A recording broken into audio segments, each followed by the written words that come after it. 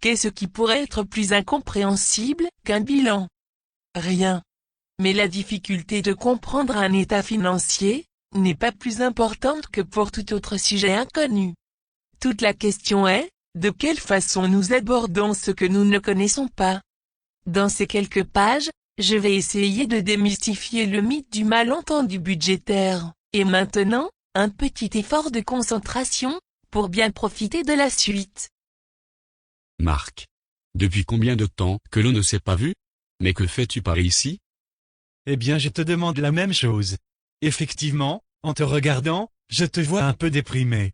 Y a-t-il un problème? Oui. Vois-tu toutes ces feuilles? C'est le compte annuel de mon entreprise. Mon comptable a essayé de m'expliquer pendant plus d'une heure comment cela marche, mais je n'ai rien compris. Eh bien, cela me réconforte. Si tu ne comprends pas tout cela, toi qui es entrepreneur depuis des années, j'aimerais créer une entreprise. Je viens d'une réunion avec un comptable, il m'a suggéré pour mon activité future, de préparer des prévisions. Écoute-moi. Veux-tu que nous allions nous asseoir, et essayer de comprendre? Tu as de l'expérience, et j'ai suivi un cours pour les futurs entrepreneurs. Donc, j'ai quelques notions. Bon alors.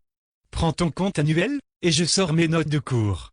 Sur la base des considérations que je vais faire, tu vas essayer d'identifier un certain nombre d'éléments spécifiques. Mon entreprise est une entreprise qui fabrique de la papeterie. Mais, l'activité est sans importance quand il s'agit de comptes. Le compte annuel, lui, comprend deux feuilles, l'un s'appelle le bilan, et l'autre le compte de résultat. Mais, pourquoi sont-ils deux? Et, quelle différence y a-t-il? Écoute bien. Le bilan de la société, c'est quoi? C'est la photographie de ce qui lui appartient, le mobilier, l'équipement, etc. Alors que le compte de résultat, lui, il filme la gestion, c'est-à-dire tout ce que l'entreprise fait sur une période de temps. Par exemple, achète des biens, des services, réalise des ventes, etc.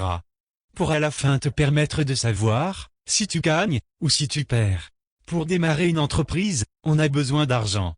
Et avant d'aller chercher l'argent ailleurs, il faut définir le capital personnel que l'on veut destiner à l'activité.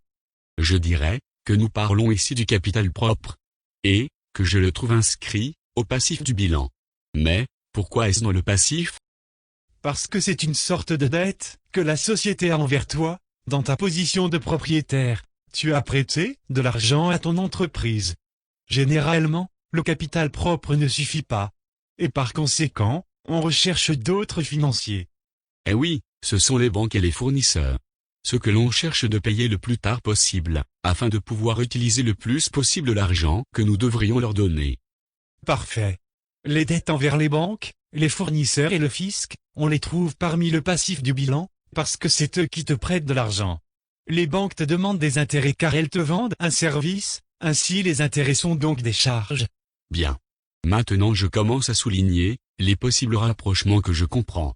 Écoute Paul, pourquoi n'irions-nous pas boire un verre? Bonne idée, comme cela nous pourrons aussi poser tous nos documents.